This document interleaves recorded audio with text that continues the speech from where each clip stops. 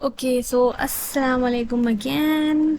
चलें जी, तो जो दूसरी डिजीज थी अक्यूट जिंजाइवल इन्फेक्शंस की, that is pericoronitis. It means, अब देखो, मैंने बताया था कि अगर आपको डिजीज पढ़नी है ना तो उसके नाम से समझो कि वो डिजीज खुद बता रही होती है भाई मैं क्या चीज हूँ।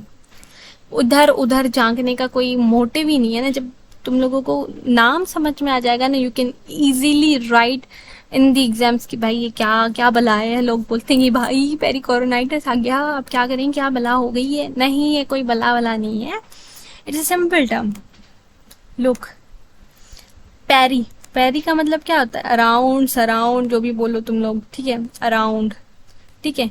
कोरो, coro word has been derived from ना कोरोनल। कोरोनल आपको पता है कि ये जो आपका टूथ होता है, ignore my drawing by the way, गंदी सी है मुझे पता है, ठीक है। ये आपका जो कोरोनल पोर्शन होता है, it is this portion is known as coronal portion, और ये जो आपका पोर्शन होता है दिस इज रूट पोर्शन, ठीक है ना। तो कोरोनल पोर्शन, ठीक है, कोरोवट कोरोनल पोर्शन है। आइटिस मैंने बोला था पीछे भी जब मैंने एनक बताया था, तो आइटिस का मतलब क्या होता है? इन्फ्लेमेशन। क्या होता है? Simply inflammation. तो क्या लफ्ज क्या बोल रहा है? यानी कि कोरोनल पोर्शन, ये जो आपका कोरोनल पोर्शन है, लेट मी ड्रॉ हेयर, ठीक है। ये आपका कोरोनल पोर्शन है, तो ये कोरोनल पोर्शन के अराउंड ये जो इसका एरिया होगा, यहाँ पे होगी इन्फ्लेमेशन। समझ में आई मेरी बात? Ignore this thing, well, okay. तो ये जो आपका कॉर्नल पोर्शन होगा, इसके सराउंड में ये जो आपका एरिया है, इसके सारे सराउंड में इन्फ्लेमेशन हुई हुई होगी। This is pericoronitis. समझ में आ गई आपको बीमारी? बस। तो चलें जी, इसके बारे में हम लोगों ने क्या पढ़ना है? इसकी डेफिनेशन, इसकी etiology, इसके clinical features, complication and the treatment, ठीक है। तो मैंने आपको वहां पे ही समझा दिया था कि पेरिकोरोनाइटिस क्या है। Pericoronitis is the inflammation of the gingiva, ठीक है। किसकी इन्फ्लेमेशन? जिंजाइवा की, या फिर pericoronal portion of the gingiva, ठीक है। क्योंकि एक्यूट जिंजाइवल इन्फेक्शन है तो इन्फ्लेमेशन किसकी होगी? ये कोरोनल पोर्शन था, ठीक है। ये कोरोनल पोर्शन की साइड में यहाँ पे जिंजाइवा होता है ना, जो कि कवर कर रहा होता है, यहाँ पे रूट होती है, तो ये पूरा सब का पूरा यहाँ पे कवर्ड हुआ होता है जिंजाइवा से, ठीक है ना। ये, ठीक है। तो ये जो जिंजाइवा जो है, ये वाली, ये जो कवर कर रही होगी पेरिकोरोनल पोर्शन को, ठीक है, अगर इसकी इन्फ्लेमेशन हो जाए, या खुदा, ठीक है, अगर इसकी इन्फ्लेमेशन हो जाए, जो पेरिकोरोनल पोर्शन वाला है, ठीक है, अगर इसकी इस एरिया की इन्फ्लेमेशन हो जाए, राइट, तो in relation to the crown of an जो है आपका इनकम्प्लीट इरप्टेड टूथ, यानी कि अभी एक टूथ है, वो कम्प्लीटली इरप्ट नहीं हुआ, ठीक है, अभी वो इरप्ट होने वाला है, यानी कि वो पार्शली इरप्ट हुआ, ऐसे समझ लो। यहाँ पे उसको जिंजावा ने कवर किया हुआ है, ठीक है। अब इस जिंजावा की इन्फ्लेमेशन हो जाए, ठीक है, तो क्या होगा? इसको बोलेंगे सिंपली हम लोग पेरिकोरोनाइटिस। अब क्योंकि ये इनकम्प्लीट इरप्टेड टूथ है, तो ज्यादा से ज्यादा मसला थर्ड मोलर्स के अंदर ही होता है, क्योंकि वही डिलेड इरप्शन होती है उनकी, सबसे ज्यादा 18 के बाद वही आते हैं। तो देन इटियोलॉजी, मतलब इसके कॉजेटिव एजेंट्स क्या है? अब इन्फेक्शन है तो बैक्टीरिया, ठीक है, या फिर trauma to the operculum. Operculum basically flap को बोला जाता है, ये जो फ्लैप होता है इसके ऊपर, ठीक है। अगर किसी भी ये यानी खाना वगैरह फंस गया, क्योंकि आपको पता है ये फोर्स, ये आपका टूथ है, ठीक है, ये जो आपका जिंजाइवा है, ये जो बीच वाला एरिया है ना, यहाँ पे खाना बहुत ज्यादा फंसता है और बहुत ही ज्यादा पेन होता है। अगर यहाँ पे खाना फंस गया तो हमारा ही खाना फंस जाता है इधर, तो कितना दर्द होता है। हम लोग बैठ के निकाल रहे होते हैं कि भाई खाना निकल जाए, कि मुझे दर्द तो कम हो एटलीस्ट, ठीक है। देन फॉरेन बॉडी कोई है, ट्रैप हो गई टिश्यू फ्लैप के अंदर, तो इसकी वजह से भी जो है वो पेरिकोरोनाइटिस हो सकता है इन्फ्लेमेशन, लेकिन मेजर कॉज बैक्टीरिया, ठीक है। देन आपके पास इसकी टाइप्स जो है वो 3 है, ये अक्यूट भी हो सकता है, ये सब अक्यूट भी हो सकता है, और ये क्रोनिक भी हो सकता है। Okay, let's move on to the clinical features. अब देखो, क्योंकि भाई वो इन्फ्लेम्ड है ना, ये फ्लैप जो था, ये जो टिश्यू कवर कर रहा था दांत को, ये इन्फ्लेम्ड है ना, तो इन्फ्लेमेशन के 4 कार्डिनल साइंस होते हैं ना भाई, वो लिख दो, जो डोलोर, गिलोर, रूबर, ट्यूमर, ये वाले, ठीक है। तो रेडनेस होगी, सोलोन होगा, उधर का जो है क्या होगा? सिंपली वो बंदा उसका उसका फंक्शनली सा भी हो जाएगा, फंक्शन नहीं कर पाएगा। क्या क्या फंक्शन है? वो मुंह नहीं खोल पाएगा। मुंह क्यों नहीं खोलता? अब देखो, ये एक चीज है, अब ठीक है, पीछे अभी आपका फर्स्ट ऑफ ऑल मुंह है, ठीक है, मुंह के अंदर ये, एक मिनट में पहले इसको रेस कर लूँ, देन विल समझाती हूँ मैं, ठीक है। लुक, ये आपका मुंह है फॉर सपोज, ठीक है, ये आपका मुंह है इस तरह से, ठीक है।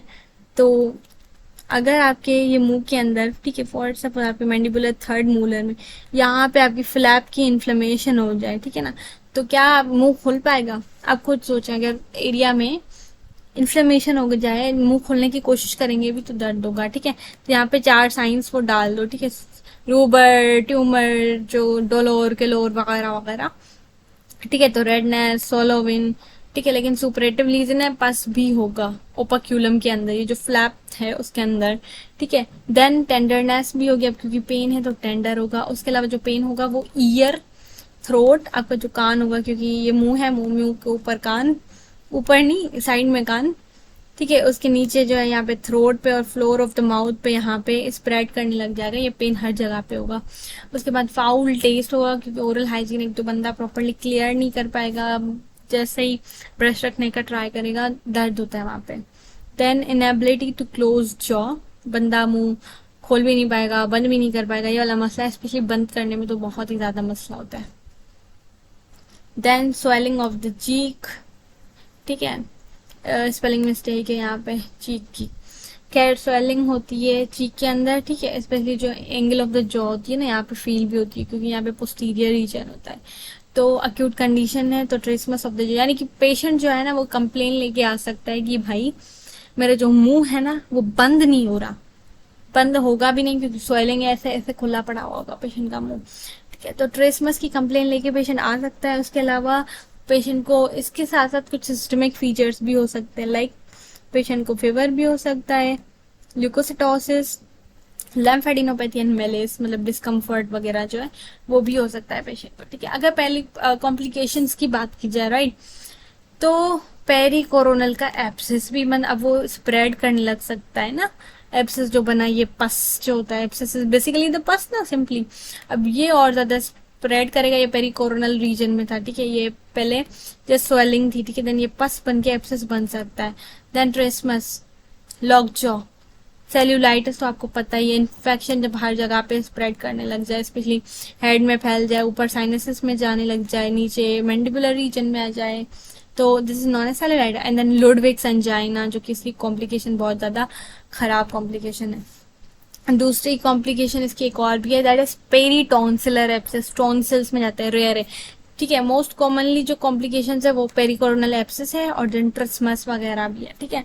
लेकिन जो रेयरली होती है ना पेशेंट्स को, ये 3 होती है, ठीक है, cellulitis, Ludwig's angina, then peritonsillar abscess. Peritonsillar abscess भी होता है पेशेंट को, पेरीटॉन्सिलर एप्सिस, तो ये रेयर है। लुडविग्स एंजाइना का तो आपको पता ही होगा, ठीक है। टंग की प्रॉब्लम है, टंग जो है ये पीछे जो है स्वेल हो जाती है और पीछे की तरफ चली जाती है, जिसकी वजह से जो है पेशेंट को सांस लेने में दिक्कत होती है और it may causes death to the patient. तो दिस इज लुडविग्स एंजाइना, तो ये इसकी काफी ज्यादा खराब कॉम्प्लिकेशन है, राइट। अब यहाँ पे देखो क्लिनिकल पिक्चर में, ये अभी आपका इरप्ट नहीं हुआ, ये थर्ड मोलर पूरी तरह से ना, तो ये देखो डिस्टल जो एरिया है ना, डिस्टल साइड और डिस्टो ऑक्लूजल बोले तो, ठीक है, डिस्टल साइड और ऑक्लूजल साइड पे आपका फ्लैप की इन्फ्लेमेशन हुई है, रेडनेस है, सोलोविंग है। अब ये टेंडर भी होगा, पेन भी होगा, पेशेंट को कंप्लेन होगी ट्रिस्मस वगैरह की। तो ये इस तरह से, ये basically it is known as pericoronitis, right. अगर ट्रीटमेंट की बात की जाए तो देखिए, acute phase to sub acute cleaning and irrigation to the operculum, आपने क्या करना है, पहले आपके पास जो ओपर्क्यूलम है, where is my pointer, okay, ये आपके पास ओपर्क्यूलम है फॉर सपोज, ठीक है, आपने इसको क्लीन करना है। अगर इसके साइड में कोई बैक्टीरिया है, कोई प्लाक है, कुछ भी है, माइक्रोब्स हैं, तो आपने इसको फ्लश आउट करना है, कोशिश करनी है जो बैक्टीरियाज हैं उनका लोड रिड्यूस करना है, क्योंकि मेजर तो बैक्टीरियाज ही होते हैं जो सारा काम करते हैं। तो आपने क्या करना है, इसको हटा देना है। देन प्रिस्क्राइब करनी है, आप एंटीबायोटिक्स भी दे सकते हो, ठीक है, एंटी इन्फ्लेमेटरी एजेंट्स भी दे सकते हो, अलोंग क्लोरहेक्सिडीन माउथ वॉश भी दे सकते हो, क्योंकि इसके काफी ज्यादा बेनिफिट्स है। ये एंटी माइक्रोबियल भी होता है, एंटी इन्फ्लेमेटरी भी होता है। तो जो है ना इसके बहुत ज़्यादा बेनिफिट्स हैं क्लोरहेक्सिडिन के, बट इसका जो है ना एक डिसएडवांटेज इज दैट कि अगर कोई बंदा लॉन्ग टर्म यूज़ करे ना तो उसके दांतों पे स्टेन्स लग जाते हैं, तो इसी वजह से ये मंथ से ज़्यादा नहीं देते किसी भी बंदे को। बहरहाल इस बंदे के अंदर हम लोग जो है ये प्रिस्क्राइब कर सकते हैं फॉर द शॉर्टर टाइम कि भाई ताकि उसके जो सिम्टम्स है ना वो वो सबसाइड करने लग जाए। व्हेन अक्यूट सिम्टम्स जो है अगर वो सबसाइड कर लाए, ठीक है, तो पेशेंट को बोलेंगे रिमूव करवा ले अपना ओपर्क्यूलम, क्योंकि और या फिर मसला तो थर्ड मोलर का है ना, तो या फिर वो एक्सट्रैक्ट करवा ले सिंपली। ये दो ऑप्शन है, या तो भाई उसका फ्लैप रिमूव करा या जो उसके नीचे ये जो दांत पड़ा हुआ है उसको रिमूव करा, एक ही बात है, ठीक है। तो दोनों में से आप एक कोई भी काम करवा सकते हो, या तो एक्सट्रैक्शन करवाओ, रेफर टू द सर्जरी, या फिर ओपर्क्यूलम जो है वो रिमूव करवा दो। सिंपल सब अक्यूट या अक्यूट सिम्टम्स जो है जैसे ही आपके सबसाइड हो जाए। ऐसा नहीं कि अब उसको पेन से तड़प रहा है, अब उसको आपने उसका दांत निकाल दिया ड्राक से, नहीं, पहले उसका पेन खत्म करो, जो कंप्लेन लेकर आया अक्यूट वाली उसको खत्म करो, ठीक है। जब उसके पेन वगैरह सिम्टम्स जो भी थे अक्यूट सिम्टम वो सबसाइड हो जाए, देन गो फॉर ओपर्क्यूलम रिमूवल और एक्सट्रैक्शन ऑफ